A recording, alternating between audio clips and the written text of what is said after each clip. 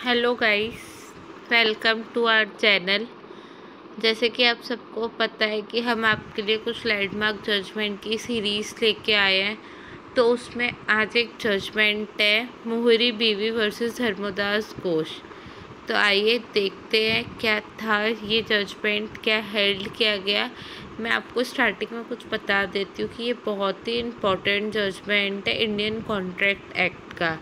जो minor agreement की बात आती है सेक्शन आपके 10 और 11 में, वो ऑलमोस्ट इसी चीज़ से गवर्न होती है। ये एक प्रिवी काउंसिल का जजमेंट है।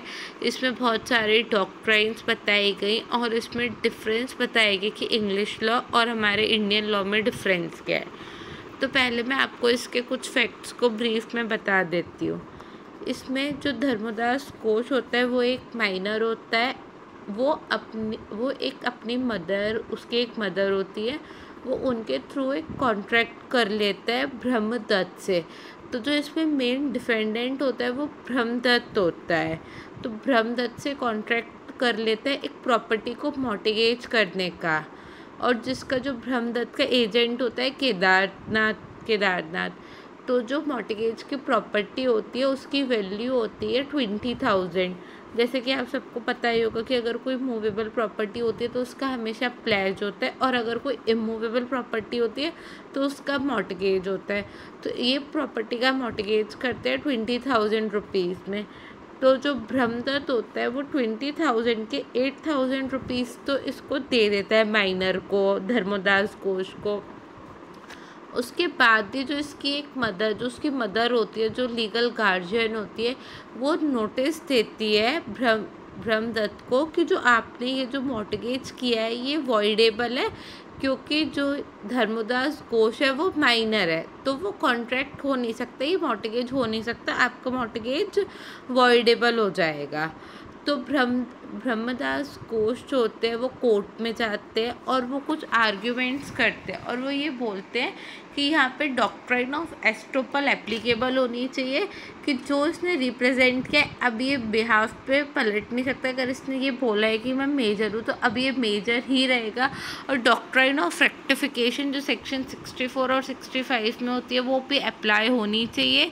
तो यहाँ पे इनके कुछ आर्ग्यूमेंट्स होते हैं, और जो लोअर कोर्ट का जजमेंट होता है वो ब्रह्मदास के फेवर में आता है। बट जो धर्मोदास घोष होता है वो इसकी अपील फाइल करते हैं, और जब अपील होती है तो जो आपका ब्रह्मदत्त है उसकी वाइफ की डेथ हो जाती है। तो जो मोहरी बीवी है वो ब्रह्मदत्त की वाइफ है। तो जब उसकी डेथ हो जाती है, जब वो प्रिवी काउंसिल में आते हैं, तो प्रिवी काउंसिल ये बोल देती है कि जो आपका कॉन्ट्रैक्ट है, माइनर कॉन्ट्रैक्ट है, वो वॉइडेबल नहीं है। माइनर कॉन्ट्रैक्ट इज़ वॉइड अब इनिशियो, मतलब आपका जो कॉन्ट्रैक्ट था वो स्टार्टिंग से ही वॉइड था, आप उसे अब आके रेक्टिफाई नहीं कर सकते। एंड वॉइडेबल का मतलब ये होता है कि at the time, at the option of the party, अगर उसको लग रहा है तो वो रेक्टिफाई कर सकता है।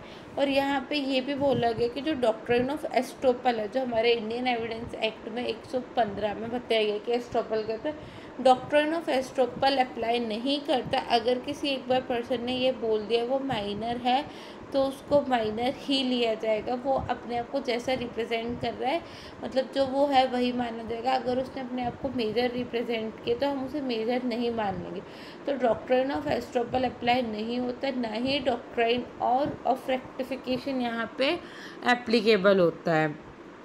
एंड इस केस में ये भी बताया गया कि जो आपकी इंग्लिश लॉ की पोजीशन है, इंग्लिश लॉ में ये होता है कि कोई भी माइनर के साथ एग्रीमेंट होता है तो वो जर्नली वॉइडेबल माना जाता है at the option of minor.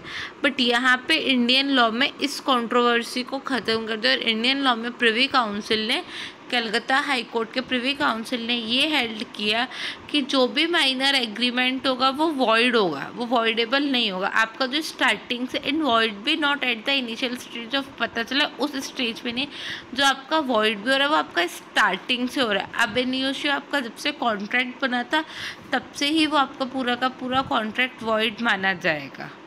तो ये कुछ ऑब्जर्वेशन थी प्रिवी काउंसिल की जो इस केस में हेल्ड की गई।